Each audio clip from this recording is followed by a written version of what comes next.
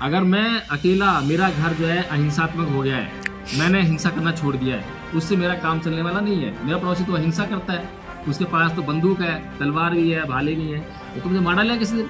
तो मेरा काम ये है कि अपने पड़ोसी को भी अहिंसा तो बनाऊं, इधर भी इधर भी इधर भी, सारे तरफ जब बन जाएगा, सारा समाज अहिंसा हो जाएगा, तब मैं सुख से जीऊंगा। इसका मतलब क्या होना चाहिए? मतलब शाब्दिक अर्थ है, प्राण प्रतिष्ठा मतलब हो गया कि मैं अगर इस कुर्सी की प्राण प्रतिष्ठा कर दूं, यानी इसमें प्राण डाल दूं, तो ये कुर्सी अपने आप को टहलने लगेगी, चलने लगेगी, तब तो मानो कि प्राण प्रतिष्ठा हो गई है। लेकिन वो जो पुजारी है, पुरोहित है, वो हमें बेवकूफ बनाता है। वो कहता है कि अब इसकी प्राण प्रतिष्ठा हो गई है मूर्ति की, अब इसकी तुम पूजा करो, अब जो तुम मांगोगे इससे वो देगी। मांगा तो बहुत से लोगों ने, पर मिला किसी को नहीं। अगर आज तक किसी को कुछ मिल जाता और मूर्ति दे रही होती, तो इस देश में कोई संकट होता? बेरोजगारी होती, भुखमरी होती, कुछ समस्या होती क्या? अकाल पड़ते क्या? भूकंप आते? कुछ नहीं आता, सब सुखी रहते, सारी समस्याओं का हल आता। हम भी चाहते हैं कि हाँ कोई मूर्ति ऐसी मिल जाए, कोई ईश्वर ऐसा मिल जाए जो हमारी समस्याओं का हल कर दे। नहीं है, ये प्रकृति है। ये प्रकृति अपने हिसाब से चलती है। भूकंप भी आएगा, बाढ़ भी आएगी, गर्मी भी पड़ेगी, सर्दी भी पड़ेगी। हमें सबका निवारण जो है, इन सभी समस्याओं का निवारण अपनी बुद्धि से करना है, हमें खुद करना है। तो इसकी जो बात कहते हैं वो भगवान बुद्ध कहते हैं, भगवान बुद्ध का धम्म है। तो भगवान बुद्ध के धम्म का पहले 5 पद ऐसे हैं जो आपको पूरा धम्म समझा रहे हैं। बच्चे कहीं भी अगर उसको याद कर लिया, समझ लिया उन्होंने, तो कहीं भी बैठेंगे वो अपने धर्म की बात करेंगे। और वो जो उनका धर्म है, जो ये धर्म है, वो सनातन है। सनातन धर्म वो नहीं है जो चिल्ला रहे हैं ये। सनातन का मतलब क्या होता है? सार्वजनिक, सार्वजनिक, सार्वभौमिक, सर्वकालिक, शाश्वत, सदा एक सा बना रहने वाला। चाहे किसी भी देश में चले जाओ, कहीं भी चले जाओ, किसी भी काल में चले जाओ, हर जगह जो है जो बात एक जैसी रहे। बहुत सारे लोग बहस करते हैं कि हम तो ब्राह्मण हैं, ऊंची जाति के हैं। मान लेते हैं आप ब्राह्मण हो, मान लेते हैं कि आप ऊंची जाति के हो, लेकिन ये बताओ कि जब आप इस मंदिर में प्रवेश करो, तो मैं यहाँ बैठा हूँ, तो मैं दूर से देखते पहचान लो कि हाँ जी ब्राह्मण देवता आ गए हैं और मैं नमन करूँ, तब तो मैं जान लूँ कि हाँ जाति का अस्तित्व है। यहाँ से कोई जानवर आए तो पहचान लेता हूँ जानवर आ रहा है, इंसान आएगा, इन सब चालूंगा मैं, ये तो पहचान में आते हैं। लेकिन कोई ब्राह्मण है, कोई क्षत्रिय है, कोई वैश्य है, कोई चूड़ा है, कोई चमार है, कोई वाल्मीकि है, धानक है, ये तो कोई पहचान में आते ही नहीं है। हम बगैर बात के, बिना बात के इन जातियों को ढोए जा रहे हैं और इनको ढो के जो है आपस में मनता पैदा कर रहे हैं। तो धम्मपथ ट्रस्ट जो है, जिसने 24 दिसंबर को सांस्कृतिक परिवर्तन का जो कार्यक्रम किया, उसका उद्देश्य यही है कि भगवान बुद्ध की शिक्षाओं को जो है लोगों को सिखाना, बताना नहीं, सिखाना। बता तो मैं अब भी रहा हूँ, लेकिन यहाँ से 1 घंटे के बाद ये कुछ नहीं मिलने वाला। लेकिन जब सिखा दी जाएगी, ट्रेंड कर दिया जाएगा, तो वो उसके पास पूरी जिंदगी रहेगा। और जब पूरी जिंदगी रहेगा तो वो उन्हीं बातों को अपने बच्चों में भी करेगा, उन्हीं बातों को समाज में भी करेगा, स्कूल जाएगा वहाँ भी करेगा, कॉलेज जाएगा वहाँ भी करेगा, जहाँ बैठेगा, चौपाल में बैठेगा वहाँ भी वही बातें करेगा। दूसरी संस्कृति बातें होंगी उनको समझा देगा कि नहीं भाई ऐसा नहीं है, ऐसा है नहीं। वो कब होगा? जब कोई व्यक्ति बौद्ध संस्कृति के अनुसार ट्रेंड हो जाएगा। बौद्ध लिखने से मेरा कोई परिवर्तन तो हुआ नहीं। पहले मैं मंदिर जाया करता था, अब मैंने बुद्ध विहार जाना शुरू कर दिया है। पहले मेरे घर में राम कृष्ण की मूर्तियां लगी थी, अब मैंने उनको हटा के बाबा साहेब और भगवान बुद्ध की मूर्ति रख दी है। पहले मैं कुछ तरह के कपड़े पहनता था, अब दूसरे कपड़े पहन ले रहा हूँ। पहले मैं शादी विवाह जो है हिंदू रीति से करता था, अब मैंने बौद्ध रीति से करना शुरू कर दिया है, भंती बुलाना शुरू कर दिया है। तो यही परिवर्तन किया है बस खाली मैंने। असली परिवर्तन क्या है? ये तो प्रतीक हुए ना, प्रतीकों का परिवर्तन हुआ। मेरे जो है उत्सव थे, त्योहार थे, वो भी बदल दिए मैंने। ये परिवर्तन जो हुआ, ये असली परिवर्तन नहीं है। अगर हम परिवर्तन की बात करें, गुण की बात करें, जीवन में कल्याण की बात करें, तो जीवन में इन चीज़ों से कुछ भी कल्याण होने वाला नहीं। आप बाबा साहेब की मूर्ति लेकर आओ घर में, या किसी की मूर्ति रखो, कोई कल्याण ना पहले हुआ था मूर्तियों से, ना अब आपका हो सकता है। लेकिन जो गुण है बुद्ध के धम्म में, जब तक बुद्ध के धम्म को समझेंगे नहीं, जानेंगे नहीं, तब तक जो हमारा कल्याण होने वाला कहाँ। बच्चे सोच नहीं पाते ना, बच्चे जो है समझ नहीं पाते हैं, किसी बात समझेंगे नहीं, लेकिन वो व्यवहार देखते हैं, वो व्यवहार से सीखते हैं। घर में अगर माता पिता लड़ रहे हैं, उसके माँ बाप अगर लड़ाई कर रहे हैं, गाली गलौज कर रहे हैं, तो वो अपने आप सीख रहा है और वही फिर वो आगे जो है व्यवहार करेंगे। तो इस तरह से ये संस्कृति जो है हमारे मन मस्तिष्क में कब बस जाती है पता भी नहीं चलता। इसका एक बड़ा गुण है ये, हमें पता भी नहीं चलता और संस्कृति हमारे दिमाग में हावी हो गई है और हम उसी तरह से व्यवहार कर जाते हैं। तो जो संस्कृति है भेदभाव की, जो संस्कृति है अत्याचार की, जो संस्कृति है लूटपाट की, जो संस्कृति है आपको जो है गुलाम बनाए रखने की, उस संस्कृति को छोड़ने के लिए बाबा साहेब ने कहा। और इस संस्कृति की तरफ आपको जरूरत पड़ेगी। कोई आपको मारने आ रहा है तो अपने आप को बचाने के लिए आपको लड़ाई करनी है। अब इसमें अहिंसा भी है और कायरता भी नहीं है। कायरता क्या हुई कि कोई हमें जो है बिना बात के जलील किया जा रहा है, गालियाँ दी जा रहा है, मारे जा रहा है, पीटे जा रहा है, अत्याचार किया जा रहा है और हम उसको सहन किए जा रहे हैं। अब तक जो पिछले 5000 सालों का जो इतिहास गिनते हैं हम जो है, और भगवान बुद्ध के बाद विशेष तौर पे जो इस समाज के ऊपर जो अत्याचार हुए उसको उसने ऐसे ही सहन किया। कभी आगे उसके हांडी लटका दी, पीछे झाड़ू बना दिया, उसको भी ढोया जा रहा है। जाति सूचक शब्दों से गाली दी जा रही है, उसको भी ढोया जा रहा है, सहन किया जा रहा है। वो करते आए, वो कायरता थी। भगवान बुद्ध ने तो प्रश्न करने के लिए कहा है। अगर किसी ने आपका अपमान किया, किसी ने गाली दी है, तो आप जो है उससे प्रश्न कीजिए कि भाई मुझे गाली क्यों दी। ज़्यादा कर सकते हैं ना। हो सकता है कि भाई उसने गाली सही दी, गाली भी देना वैसे गलत है, लेकिन हो सकता है गलती मेरी हो इसलिए गाली दी हो। अगर गलती मेरी है और इसलिए गाली दी है तो कम से कम अपनी गलती सुधार लूँ, अगली बार गाली नहीं देगा। दूसरी बात मैं उसको समझा भी दूंगा कि भाई ठीक है मेरी गलती पर गाली मत दे, मैं सुधार लेता हूँ, गाली देना अच्छी बात नहीं। भगवान बुद्ध की जो संस्कृति है वो है ना ही वेरेन वेरानी संबंधित आचरण अवेरेन च समंती ऐस धम्मो सनातनो, यानी कि वैर से कभी वैर शांत नहीं होता। यही सनातन नियम है और पूरी दुनिया में आज तक भगवान बुद्ध की इस बात से किसी ने इनकार नहीं किया। किसी भी धर्म का आदमी हो, इसमें धर्म की कोई बात नहीं है, इंसान के लिए जीने की शर्त है ये। अब ये भगवान बुद्ध संस्कृति है। और दूसरी संस्कृति कौन सी है? हिंदू संस्कृति, जिसके कहा ब्राह्मण संस्कृति। वो क्या कह रही है? साम दाम दंड भेद कुछ भी करो लेकिन अपना कल्याण करो। यानी कि मैं अपने भाई की गर्दन काट लूँ, अपने भाई के यहाँ चोरी कर लूँ, डाका डालूँ, कुछ भी करूँ, लेकिन अपनी संपत्ति पर ध्यान दूँ। स्वार्थ की संस्कृति है, हिंसा की संस्कृति है। और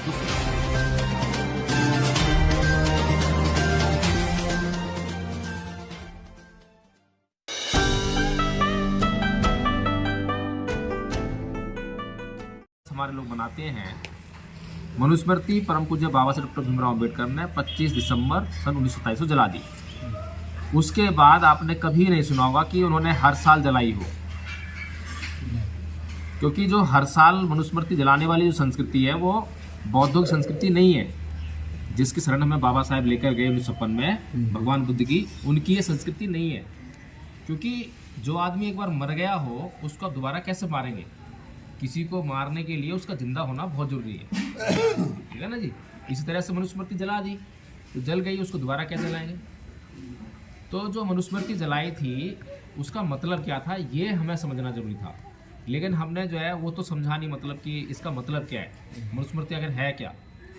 मनुस्मृति एक तो कागज़ का टुकड़ा है। अब कागज़ तुमने जला दिए तो उससे कोई फर्क पड़ने वाला नहीं है, क्योंकि वो तभी प्रिंट हो जाएगी। जैसे कि पहले कभी जो है, आज से कुछ साल पहले मनुवादियों ने संविधान जलाया था, है नहीं। अब संविधान जलाना और संविधान की प्रति जलाना दोनों बड़ा फ़र्क है। उन्होंने संविधान जो है, जो कागज़ था, जो कागज़ के ऊपर लिखा था, तो उसको जो जला दिया। तो संविधान जो है, अगर उन्होंने कागज़ जो जला दिया, किताब जला दी, इसका मतलब ही नहीं संविधान ख़त्म हो गया। इसका मतलब कभी भी नहीं है। संविधान तो आप लाखों छपवा लो। और संविधान को जलाने का मतलब ये है कि उसके अस्तित्व को समाप्त करना। संविधान के अंदर जो बातें हैं, जो हमारे लिए उसमें मूल अधिकार हैं, जो एक राज्य को जो दिशा निर्देश दिए गए हैं कि भाई तुम्हें अपने लोगों की भलाई के लिए ये काम करने चाहिए, जब वो निर्देश फॉलो नहीं होते हैं तब मतलब होता है कि हाँ संविधान जो है नष्ट किया जा रहा है, संविधान जलाया जा रहा है। इसी तरह से जो मनुस्मृति जो जलाई थी, मनुस्मृति को जलाने का मतलब ये था कि मनुस्मृति के अंदर जो बातें हैं वो हमारा अहित कर रही हैं, हमारा नुकसान कर रही हैं, हमारा कुछ से कोई भला नहीं हो रहा। तो उनको जलाने का मतलब ये था कि उन बातों से हमें पीछे छुड़ाना है। लेकिन 1927 के बाद और आज 2024 लग गया है, शुरू हो गया है, अब तक हम जो है इन बातों को नहीं समझ पाए कि हम जो है मनुस्मृति को कैसे छोड़ें, कैसे जलाएं। इसीलिए हमने जो है पहली बार अम्बेडकरवादियों को समझाने के लिए, बताने के लिए कि हमें सांस्कृतिक परिवर्तन करना है। बाबा साहेब डॉक्टर भीमराव अम्बेडकर ने यही हमें बताया कि इस देश में 2 संस्कृतियों का युद्ध चल रहा है। 2 संस्कृतियों का, संस्कृति है, संस्कृति जो है जो हमारे जीवन को चलाती है। हमारा अभी जीवन जो चल रहा है, यानी कि हमारी कैसी आदतें हैं, वो संस्कृति है। हम कैसे खाते हैं, कैसा उड़ते हैं, कैसा पहनते हैं, क्या परंपराएं हैं, क्या रीति रिवाज हैं, क्या प्रतीक है, ये सब मिला के संस्कृति बनती है। तो बाबा साहब कहते हैं कि इस देश में दो संस्कृतियां हैं जिनके बीच में लगातार युद्ध चल रहा है, बहुत पुराना युद्ध है। एक संस्कृति है ब्राह्मण संस्कृति और दूसरी संस्कृति है बौद्ध संस्कृति, जिसे समर संस्कृति कहते हैं। तो इन दोनों के बीच में युद्ध चल रहा है। तो बाबा साहब कौन सी शरण जा रहे हैं? बाबा साहब जा रहे हैं बुद्ध शरण में, यानी कि हमें समण संस्कृति को पकड़ना था, उसकी शरण जाने था, लेकिन हमने जो है समण संस्कृति की शरण में नहीं गए क्या हम लोग? आज हम किसकी शरण में हैं? अगर मान लीजिए आगे मैडम बैठी है नीलम बौद्ध, तो नाम के आगे लिखा हुआ है नीलम बौद्ध, तो क्या अब ये बौद्ध संस्कृति की है मान लिया जाए? मैं मान लो बौद्ध हूँ, तो मैं श्रमण संस्कृति का हो गया हूँ, बौद्ध संस्कृति का हो गया हूँ, कि मैं मान लूँ इसको? कैसे पता लगाएं कि हम जो है संस्कृति हमारी चेंज हो गई है, या कौन सी संस्कृति है जो हमें नुकसान कर रही है जिसे हमें छोड़ना है, और कौन सी संस्कृति है जो हमारा फ़ायदा कर सकती है? तो इसको जो है बात को जांच करने का जो है तरीका जो है वो हमें समझना पड़ेगा। जैसे कि आज हमारे चारों तरफ जो माहौल है, अगर हम उसको देखें तो सारा माहौल हिंसात्मक है। ऐसा है या नहीं है? हिंसात्मक माहौल कैसे है? यानी कि आप किसी भी व्यक्ति को दो बातें कह दो या छोटी सी आपने गाली दे दी तो पलटकर आपको गाली देगा, आपसे झगड़ा करेगा, आपसे मारपीट करेगा। ये व्यवहार है हमारा। ये जो संस्कृति है, ये कौन संस्कृति है? ये है ईंट का जवाब पत्थर से देने की संस्कृति। ईंट का जवाब पत्थर से देने की संस्कृति। अब बताइए कि अगर आपने कभी ईंट का जवाब पत्थर से दिया हो तो झगड़ा शांत हो गया है? आदमी सही समझ गया वो? कभी नहीं। भगवान बुद्ध की जो संस्कृति है वो है ना ही वेरेन वेरानी संबंधित आचरण अवेरेन च समंती ऐस धम्मो सनातनो, यानी कि वैर से कभी वैर शांत नहीं होता। यही सनातन नियम है। और पूरी दुनिया में आज तक भगवान बुद्ध की इस बात से किसी ने इनकार नहीं किया, किसी भी धर्म का आदमी हो। इसमें धर्म की कोई बात नहीं है, इंसान के लिए जीने की शर्त है ये। अब ये भगवान बुद्ध संस्कृति है। और दूसरी संस्कृति कौन सी है? हिंदू संस्कृति, जिसके कहा ब्राह्मण संस्कृति। वो क्या कह रही है? साम दाम दंड भेद, कुछ भी करो लेकिन अपना कल्याण करो। यानी कि मैं अपने भाई की गर्दन काट लूँ, अपने भाई के यहाँ चोरी कर लूँ, डाका डालूँ, कुछ भी करूँ, लेकिन अपनी संपदा पर ध्यान दूँ। स्वार्थ की संस्कृति है, हिंसा की संस्कृति है। और दूसरी तरफ जो है जिस संस्कृति की तरफ बाबा साहब लेकर गए हमें, वो अहिंसा की संस्कृति है। अब बहुत से लोग ये भी कहते हैं, इल्ज़ाम लगाते हैं, क्योंकि हमारे माइंडसेट ऐसे बन गए हैं, हमारी जो सोचने का तरीका ऐसा हो गया है कि हमने हिंसा के अलावा कुछ सोचा ही नहीं है। जैसे ही किसी आदमी को किसी ने गाली दी और दूसरे ने गाली नहीं दी, चुप हो गया, शांत रह गया और वो वहाँ से चला गया, माली चला गया, तो तुरंत समाज क्या कटाक्ष करता है? अरे बुज़दिल है। कैसे कैसे बोलते बच्चों? ऐसे ही बोलते हैं? अरे कायर है, इसके पास तो जवाब नहीं दिया। ऐसे ऐसे उसको टॉर्चर करेंगे, ऐसे जलील करने की कोशिश करेंगे कि वो जो है आदमी फिर सोचता है यार गलती होगी, अब की बात तैयार करके जाऊंगा, उसको पीट के आऊंगा। ये कौन संस्कृति है ये? भगवान बुद्ध ने ये तो कभी नहीं कहा कि आप जो है कायर बन जाओ। कायर बनने के लिए नहीं कहा भगवान बुद्ध ने। कभी ये भी नहीं कहा कि कोई आपको जो है आपकी हत्या करने आए तो आप जो है उसको आमंत्रित करो, भाई मेरी हत्या कर ले। कभी नहीं कहा। आपके भीतर सामर्थ्य कितना है उससे पता लगेगा कि आप क्या कर सकते हो। आपके भीतर सामर्थ्य है, आप पहलवान हो तो आप पहलवान से लड़ाई कर सकते हो, लेकिन बिना वजह लड़ाई क्यों करोगे? जब आपको जरूरत पड़ेगी, कोई आपको मारने आ रहा है, तो अपने आप को बचाने के लिए आपको लड़ाई करनी है। अब इसमें अहिंसा भी है और कायरता भी नहीं है। कायरता क्या हुई कि कोई हमें जो है बिना बात के जलील किया जा रहा है, गालियाँ दी जा रहा है, मारे जा रहा है, पीटे जा रहा है, अत्याचार किया जा रहा है और हम उसको सहन किए जा रहे हैं। अब तक जो पिछले 5000 सालों का जो इतिहास गिनते हैं हम जो है, और भगवान बुद्ध के बाद विशेष तौर पे जो इस समाज के ऊपर जो अत्याचार हुए उसको उसने ऐसे ही सहन किया। कभी आगे उसके हांडी लटका दी, पीछे झाड़ू बना दिया, उसको भी ढोया जा रहा है। जाति सूचक शब्दों से गाली दी जा रही है, उसको भी ढोया जा रहा है, सहन किया जा रहा है। वो करते आए, वो कायरता थी। भगवान बुद्ध ने तो प्रश्न करने के लिए कहा है। अगर किसी ने आपका अपमान किया है, किसी ने गाली दी है, तो आप जो है उससे प्रश्न कीजिए कि भाई मुझे गाली क्यों दी। इतना तो कर सकते हैं ना। हो सकता है कि भाई उसने गाली सही दी हो, गाली भी देना वैसे गलत है, लेकिन हो सकता है गलती मेरी हो इसलिए गाली दी हो। अगर गलती मेरी है और इसलिए गाली दी है तो कम से कम अपनी गलती सुधार लूँ, अगली बार गाली नहीं देगा। दूसरी बात मैं उसको समझा भी दूंगा कि भाई ठीक है मेरी गलती पर गाली मत दे, मैं सुधार लेता हूँ, गाली देना अच्छी बात नहीं है। इस तरह की जो भाषा है, इस तरह का जो संस्कार है, इस तरह की जो संस्कृति है, ये संस्कृति है आपस में भाईचारे की, आपस में प्रेम से रहने की, एक सुख शांति और समृद्धि से भरपूर समाज का निर्माण करने की। तो इस संस्कृति को हम समझ नहीं पाए और हमने जो है लगातार हिंसा और हिंसा का एक विषैला वातावरण जो है अपने चारों ओर तैयार कर दिया।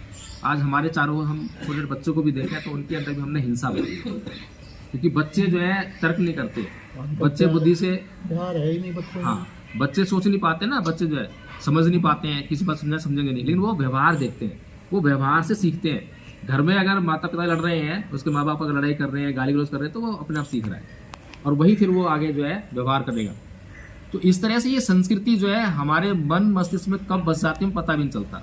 इसका एक बड़ा गुण है, ये हमें पता भी नहीं चलता और संस्कृति हमारे दिमाग में हावी हो गई है और हम उसी तरह से व्यवहार कर जा रहे हैं। तो जो संस्कृति है भेदभाव की, जो संस्कृति है अत्याचार की, जो संस्कृति है लूटपाट की, जो संस्कृति है आपको जो है गुलाम बनाए रखने की, उस संस्कृति को छोड़ने के लिए बाबा साहेब ने कहा और इस संस्कृति की तरफ बढ़ने के लिए कहा। लेकिन समस्या बहुत भारी हो गई। भारी समस्या ये हो गई कि 1956 में जब परम पूज्य बाबा साहेब डॉक्टर भीमराव अंबेडकर ने धर्म परिवर्तन किया तो उनके पीछे उनके अनुयायी थे। अब जैसे कि मैं किसी को लाइक करूं, अब जैसे राजेंद्र पाल गौतम जी हैं, राजेंद्र पाल गौतम जी हमारे आइकॉन बन गए हैं, आइकॉन बन गए तो क्या नाम है, हीरो बन गए हमारे जो है कि भाई उन्होंने जो है उनका नाम हो गया, मंत्री भी हैं। तो अब मैं उनके कहने से जो है कोई भी काम करते चले जाऊँ, लेकिन उस काम में मैं जांच ना करूँ कि काम क्या है यार, मैं कैसे काम को करूँ कैसे, तो वो काम मेरा जो है हो ही नहीं पाएगा। ऐसा ही हुआ कि परम पूज्य बाबा साहेब डॉक्टर भीमराव अंबेडकर, जिनको समय बहुत कम मिला, उन्होंने ये कहा था कि अगर मैं 5 साल और जीवित रहा तो मैं पूरा भारत बौद्ध में कर दूंगा, लेकिन उनको वो टाइम नहीं मिल पाया।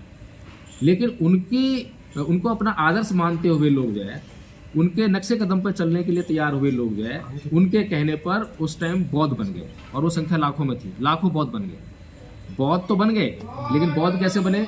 अब मैं जय भीम प्रकाश हूँ तो जय भीम प्रकाश बौद्ध बन गया, अब आगे जो है बौद्ध लिख दिया मैंने। अब ये बौद्ध लिखने से मुझे क्या फायदा हुआ?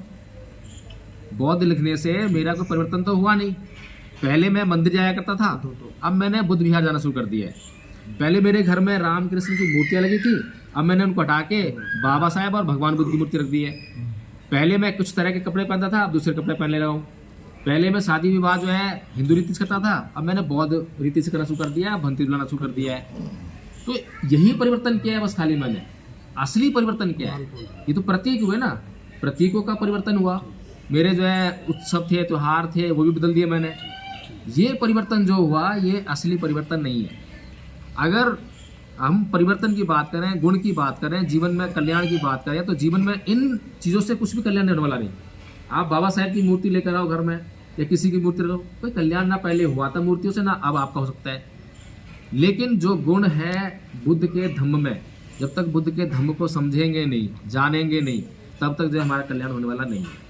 तो ये आज जो हमारे जितने भी बौद्ध लोग हैं, तो वैसे तो जिन लोगों ने इस कारवां को आगे बढ़ाने के लिए काम किया, इनको नमन करना चाहिए, उनका आभार प्रकट करना चाहिए कि कम से कम कारवां को यहाँ पे लेकर आए। अब यदि हमारे अंदर इतनी समझ पैदा हुई है कि हमें इस काम को और तरीके से अच्छे तरीके से कर सकते हैं, तो हमें उस तरीके करना चाहिए। तो इस तरह से जो है हम लोगों ने अध्ययन किया बौद्ध धर्म का अच्छी तरह से, सटीकता से, और हमने ये जाना, सोचा कि हमारे जो है आसपास चर्चाएँ होती हैं। हमारे चर्चा के जो क्षेत्र हैं, एक तो सबसे बड़ा माध्यम टीवी का है। टीवी आपके पास कब्जे में नहीं है, तो टीवी को तो आप कुछ कर ही नहीं सकते हो। लेकिन जैसे कि आपके स्कूल कॉलेज हैं, अब स्कूल कॉलेज में हमारे बच्चे जाते हैं तो वो उसी संस्कृति को ओढ़ कर आते हैं, वहाँ से उसी में सराबर होकर आते हैं। तो घर में भी अगर आप बौद्ध धर्म की कोई रीति चला रहे हो, कोई परंपरा कर रहे हो, तो कुछ दिनों बाद आप देखोगे कि आपके ही बच्चे आपका विरोध करने लगते हैं। वो आपके बच्चे विरोध क्यों कर रहे हैं? क्योंकि वहाँ कॉन्फ्लिक्ट ऑफ इंटरेस्ट हो जाता है कि बच्चे जब स्कूल जा रहे हैं, कॉलेज जा रहे हैं, तो उनका एक मित्र मंडली बन जाती है, फ्रेंड सर्कल। अब उनके फ्रेंड सर्कल में अधिकतम लोग वो हैं जो ईश्वर में विश्वास करने वाले लोग हैं, हिंदू पद्धति से काम करने वाले लोग हैं। अब जब वो ये बातें करता है तो वहाँ पे जो है कॉन्फ्लिक्ट आता है, मनमुटाव आता है। तो इस तरह से वो मनमुटाव जो है घर पे भी आता है, फिर आपका विरोध जो शुरू होने लगता है, क्योंकि अब उसको जो अपनी मित्र मंडली पसंद है, मित्र है, घूमना है, फिरना है, सारे काम वहाँ करने हैं। तो इस तरह से जो है हमारे बच्चे को हमने ये तैयार ही नहीं किया कि बच्चा जो है बड़े शालीनता से, आराम से अपनी बातों को अपने मित्रों को समझा सके कि देखो भाई, जो मैं कह रहा हूँ वो तुम्हारे लिए भी नुकसानदायक नहीं, मेरे लिए नुकसानदायक नहीं है, लेकिन जो तुम कह रहे हो वो तुम्हारे लिए भी नुकसानदायक है, मेरे लिए भी नुकसानदायक है। बुद्ध के धम्म में कोई ऐसी बात है ही नहीं कि जिसको कोई इनकार कर सके। अभी मैंने एक गाथा बताई कि बैर से कभी बैर शांत नहीं होता। अब बताइए इसकी ज़रूरत किसको नहीं है? अगर हमारे बच्चों को यही बातें पता हो तो जाके अपने मित्रों के बीच में यही बातें करेंगे और उनको भी अच्छा लगेगा। बुद्ध के बारे अच्छी बात आएंगे तो वो अच्छी लगेगी। बुद्ध से किसी ने इनकार नहीं किया। आज जो हमारे समाज में झगड़े की जड़ है, वो जड़ क्या है कि हम लोग जो है वर्ग भेद पैदा कर रहे हैं। जैसे कि हमने कहा भाई मूल निवासी संघ, शब्द सुना है ना, मूल निवासी संघ। अब मूल निवासी संघ का जो कंसेप्ट है वो क्या है कि हम यहाँ के मूल निवासी हैं, तो भाई दूसरे कौन है? दूसरे मूल निवासी नहीं है। ये एक ऐतिहासिक तथ्य है, स्वीकार करना चाहिए कि हाँ ठीक है कि एक वर्ग जो है ये मूल निवासी है, यहीं पे पैदा हुआ है, यहीं पे बढ़ा है, इसकी सारी जो जनरेशन है यहीं पे सब जो है वृद्धि की है। लेकिन इसका मतलब ये नहीं है कि जो लोग बाहर से आए हैं हम उनका अपमान करना शुरू कर दें, उनसे घृणा शुरू कर दें, उनसे रहना शुरू कर दें। इससे क्या होने वाला है? क्या वो अब बाहर चले आएंगे देश छोड़कर? नहीं जाने वाले, रहना इसी देश में। जब उनको भी इसी देश में रहना है, मुसलमान भी जो है बाहर से आए थे, वो भी आज देश में रह रहे हैं, उनको भी इसी देश में रहना है। बाहर तो नहीं भाग सकते ना। जब बाहर नहीं भाग सकते तो हमें जो है आपस में एक ऐसा सामाजिक माहौल तैयार करना पड़ेगा जो सुख, शांति और समृद्धि को पैदा करने वाला है। इसी तरह से और भी कंसेप्ट हैं। अम्बेडकरवाद को जो है आज बहुत घृणित बना दिया है, इसी बन के कारण के। दूसरा समाज जो है हमारी बात को समझेगा जब हम उसको अच्छी तरह से समझाएंगे, अच्छी तरह से बात करेंगे। लेकिन अगर हम खुद ही जातिवादी हो रहे हैं, जब हमने खुद ही अपने आप को जाटव कह लिया, चमार कह लिया, वाल्मीकि कह लिया, तो दूसरा तो वो सालों से घृणा करते आया हमारे से, जो है हमने तो उसको और घृणा करने का मौका दे दिया। बाबा साहब ने इसीलिए जो है एक महासमुद्र बनाकर जो है उसमें सभी नदियों का जैसे प्रवेश होता है और समुद्र पर सारी नदियों का जो अस्तित्व है वो मिट जाता है और फिर वो समुद्र कहलाता है। इसी तरह से बौद्ध धर्म की शरण हमें दी कि जितनी भी जातियों में आप लोग बटे हुए हो, बहुत सा जाती है ना, 7,643, हाँ जितनी भी हैं इतनी सारी जातियां हैं। अब ये जातियों का मतलब नहीं है, प्राकृतिक रूप से देखें तो जातियों का कोई मतलब ही नहीं है। किसी को पहचान दिखाओ, आप यहाँ जितने लोग बैठे हो मुझे नहीं मालूम कौन जाति से हो, लेकिन जब आपसे पूछूंगा तब आप बताओगे कि मैं इस जाति से हूँ। अब बताइए जाति का मतलब क्या हुआ? बहुत सारे लोग बहस करते हैं कि हम तो ब्राह्मण हैं, ऊंची जाति के हैं। मान लेते हैं यार आप ब्राह्मण हो, मान लेते हैं कि आप ऊंची जाति के हो, लेकिन ये बताओ कि जब आप इस मंदिर में प्रवेश करो तो मैं यहाँ बैठा हूँ तो मैं दूर से देखते ही पहचान लो कि हाँ जी ब्राह्मण देवता आ गए हैं और मैं नमन करूँ, तब तो मैं जान लूँ कि हाँ जाति का अस्तित्व है। यहाँ से कोई जानवर आए तो पहचान लेता हूँ जानवर आ रहा है, इंसान आएगा इन सब चालूंगा मैं, ये तो पहचान में आते हैं। लेकिन कोई ब्राह्मण है, कोई क्षत्रिय है, कोई वैश्य है, कोई चूड़ा है, कोई चमार है, कोई वाल्मीकि है, धानक है, ये तो कोई पहचान में आते ही नहीं है। हम बगैर बात के, बिना बात के इन जातियों को ढोए जा रहे हैं और इनको ढो के जो है आपस में मनमुटाव पैदा कर रहे हैं। तो धम्मपथ ट्रस्ट जो है जिसने 24 दिसंबर को सांस्कृतिक परिवर्तन का जो कार्यक्रम किया, उसका उद्देश्य यही है कि भगवान बुद्ध की शिक्षाओं को जो है लोगों को सिखाना, बताना नहीं, सिखाना। बता तो मैं अब भी रहा हूँ, लेकिन यहाँ से 1 घंटे के बाद ये कुछ नहीं मिलने वाला। लेकिन जब सिखा दी जाएगी, ट्रेंड कर दिया जाएगा, तो वो उसके पास पूरी ज़िंदगी रहेगा। और जब पूरी ज़िंदगी रहेगा तो वो उन्हीं बातों को अपने बच्चों में भी करेगा, उन्हीं बातों को समाज में भी करेगा, स्कूल जाएगा वहाँ भी करेगा, कॉलेज जाएगा वहाँ भी करेगा, जहाँ बैठेगा, चौपाल में बैठेगा वहाँ भी वही बातें करेगा। दूसरी संस्कृति बातें होंगी उनको समझा देगा कि नहीं भाई ऐसा नहीं है, ऐसा है नहीं। वो कब होगा? जब कोई व्यक्ति बौद्ध संस्कृति के अनुसार ट्रेंड हो जाएगा। तो धम्मपथ ट्रस्ट ने जो है 3 साल का कोर्स बनाया। 3 साल के कोर्स में प्रथम वर्ष का कोर्स बनाया, पहले साल का कोर्स, बहुत छोटा सा नॉमिनल कोर्स दिखा बेटा पर्चा। ये हमारे बीच में 2 आचार्य बैठे हैं प्रथम वर्ष के। ये पारुल है, जो कि छोटी लड़की है। ये पूरा कोर्स जो है 4 पेज का कोर्स है। ये इसने याद कर लिया है। वो हिमांशी बैठी है, उसने कोर्स याद कर लिया है। और इनको जो है 24 दिसंबर को राजेंद्रपाल जी के हाथों से ही प्रमाण पत्र भी इनको दिलवाए, और ऐसे नहीं दिलवाए हैं, बाकायदा परीक्षा हुई है। धम्मपथ ट्रस्ट जो है, जो आचार्य हैं जो धम्मपथ ट्रस्ट के 5 आचार्यों का बोर्ड बनता है, और फिर वो परीक्षा लेते हैं कि ये कोर्स जो अच्छी तरह याद है, इसकी हिंदी याद है, इसे बताना आता है, तब जाके उसको जो हम क्वालिफाई करते हैं कि हाँ ये प्रथम वर्ष का आचार्य है। इसीलिए हमने आचार्य बनाया है कि अब आचार्य तो बन गए हैं बच्चे, लेकिन अब ये आगे सिखाने का भी काम करेंगे। आचार्य मतलब होता है ना टीचर। टीचर मतलब क्या होता है? टीचर मतलब होता है जो दूसरों को सिखा सके। हाँ, गुरु। तो ये गुरु हो गए अब जो प्रथम वर्ष के इस कोर्स से गुरु हो गए। फिर द्वितीय वर्ष का कोर्स है, ये प्राइमरी हमारा सिलेबस है। प्राइमरी मतलब कि इतनी शिक्षा तो बुद्ध धर्म की आनी ही चाहिए।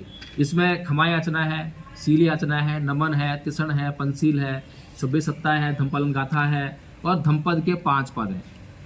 अब इतना अगर सिलेबस हमारे बच्चों को याद होगा, धम्मपद के पहले 5 पद ऐसे हैं जो आपको पूरा धम्म समझा देंगे। बच्चे कहीं भी अगर उसको याद कर लिया, समझ लिया उन्होंने, तो कहीं भी बैठेंगे वो अपने धर्म की बात करेंगे। और वो जो उनका धर्म है, जो ये धर्म है, वो सनातन है। सनातन धर्म वो नहीं है जो चिल्ला रहे हैं ये। सनातन का मतलब क्या होता है? सार्वजनिक, सार्वजनिक, सार्वभौमिक, सर्वकालिक, शाश्वत, सदा एक सा बना रहने वाला। चाहे किसी भी देश में चले जाओ, कहीं भी चले जाओ, किसी भी काल में चले जाओ, हर जगह जो है जो बात एक जैसी रहे, ठीक है ना। तो सनातन क्या हुआ? जो हमेशा एक जैसा बना रहे। तो बुद्ध ने जो बात कही, बुद्ध ने कही ना ही बेरेन बेरानी समंत दाचनंग अबेरेन च समंती ऐस धमो सनातनो। तो ये बात सनातन है, ये कभी बदलती नहीं है। आप कहीं भी चले जाओ, रूस में चले जाओ, आज युद्ध चल रहा है ना, रूस और यूक्रेन में युद्ध चल रहा है, उनसे पूछो कि भाई बुद्ध ने ये कहा है, क्या गलत कहा है? नहीं जी, सही कहा है। वो इनकार नहीं कर सकता। किसी मुसलमान से पूछो, वो भी यही कहेगा कि हाँ ये बात सही है। तो ये बात सनातन हुई ना। बुद्ध ने कहा अकोछी मंग अवधि मंग अजीनी मंग आहासी में ये चतंग उपनहंती बेरंग तेसंग न सम्मति, कि उसने मुझे मारा, उसने मुझे पीटा, उसने मेरा सब कुछ छीन लिया, उसने मुझे जीत लिया। जो इस प्रकार की बातों को अपने मन में राय रखता है, उसका वैर कभी शांत नहीं होता। बताइए कौन इनकार करेगा इस बात से? कोई मुसलमान हो, ईसाई हो, करके दिखाए इनकार। अमेरिका में चले जाओ, वहां के लोग पूछो, कहेंगे जी बिल्कुल ठीक बात है, तो सही बात है। तो बुद्ध ने एक एक बात जो कही है, अपना पक्ष रखते हुए नहीं कहा कि मुझे बड़ा बनना है इसलिए मैं कोई बात कहूँ, या मेरा समुदाय बनाना है, या मेरा धर्म बनाना है। मनुष्य के कल्याण के लिए, जो भी मनुष्य है उसका कल्याण होगा ही होगा। और जो मनुष्य नहीं है, जो मुसलमान है, वो तो इनकार ही कर देगा। ये तो बुद्धों की बात है। अब बुद्धों की बात है, मत मान, नहीं माने तो क्या करेगा? घर में कलेश होगा। घर में बीवी ने जरा सी कुछ कह दी, जरा सी बात जो है, या पति ने कुछ कह दी तो बीवी नाराज होगी। हफ्ता बीत गया, महीना बीत गया, साल बीत गया, कई बार तलाक भी आते हैं जरा इस बात पे। इसी बात पे कि बुद्ध की यही बात जो है हमें पता नहीं थी, हमने इसका आचरण नहीं कर पाए। तो ये जो कोर्स है, बेसिक कोर्स हमने बनाया है। और ये बेसिक कोर्स जो है, जो इसकी ट्रेनिंग ले लेगा, जो इसको सीख लेगा, फिर वो जो है अपने चारों तरफ जो है यही प्रचार करे जब भी उसको मौका मिलेगा। ऐसा नहीं है कि विशेष रूप से प्रचार करना पड़ेगा। आरएसएस ने जो है यही काम किया है। छोटे छोटे स्कूल बनाए, और फिर स्कूल के बाद बड़े स्कूल बना दिए, कॉलेज बना दिए, और अब तो बहुत सारी संस्था बना दी हैं। तो हर जगह जो है, आप टीवी पे कब्जा कर लिया उन्होंने, जो है हर जगह उनका प्रचार चल रहा है। हर जगह जो है आपको अब जो है राम मंदिर का सारा आप सीन देख रहे हो। अब राम मंदिर में क्या होने वाला है? प्राण प्रतिष्ठा होने वाली है। किसमें होगी? वो राम की जो मूर्ति बनाई है उसमें प्राण प्रतिष्ठा करेंगे। अब हमारे दिमाग में जो है इतनी सी अकल नहीं है, जो हमारे लोग हैं, इस देश के लोग जो हैं, इतनी सी अकल नहीं लगाते हैं कि प्राण प्रतिष्ठा होती क्या है। क्या होती है प्राण प्रतिष्ठा? जीव आत्मा में होती है। प्राण प्रतिष्ठा का मतलब क्या होना चाहिए? मतलब शाब्दिक अर्थ है। प्राण प्रतिष्ठा मतलब हो गया कि मैं अगर इस कुर्सी की प्राण प्रतिष्ठा कर दूं, यानी इसमें प्राण डाल दूं, तो ये कुर्सी अपने आप को कहने लगेगी, चलने लगेगी, तब तो मानो कि प्राण प्रतिष्ठा हो गई है। लेकिन वो जो पुजारी है, पुरोहित है, वो हमें बेवकूफ बनाता है। वो कहता है कि अब इसकी प्राण प्रतिष्ठा हो गई है मूर्ति की, अब इसकी तुम पूजा करो, अब जो तुम मांगोगे इससे वो देगी। मांगा तो बहुत से लोगों ने, पर मिला किसी को नहीं।